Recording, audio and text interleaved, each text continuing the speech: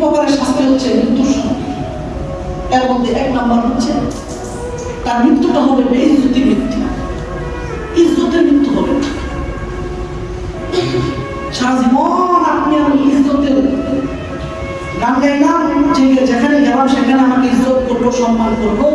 মৃত্যুটা যখন হবে তখন বেইজ্জতির মৃত্যু হলো, কি লাভ? কিছুই লাভ হবে না। সারা জীবন পেট ভর্তি খাবার খাইলাম, এই নামাজ না পড়ার কারণে মৃত্যুর সময় যদি আমার ক্ষুধার্ত অবস্থায় মৃত্যুবরণ করতে হয়, এটা তো আমার জন্য সবচেয়ে কষ্টের বিষয়। এর মতন আর লাঞ্ছনার কোনো বিষয় নেই। সারা জীবন যখনই পিপাসা লাগলো তখনই পানি পান করলাম, নামাজ না পড়ার কারণে মৃত্যুর সময় পিপাসিত অবস্থায় মৃত্যুবরণ করলাম।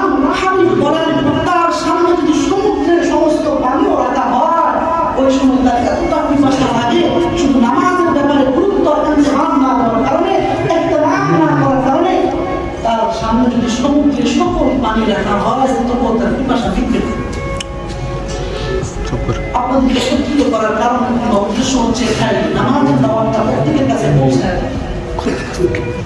নামাজের ব্যাপারে গুরুত্ব দিতে হবে।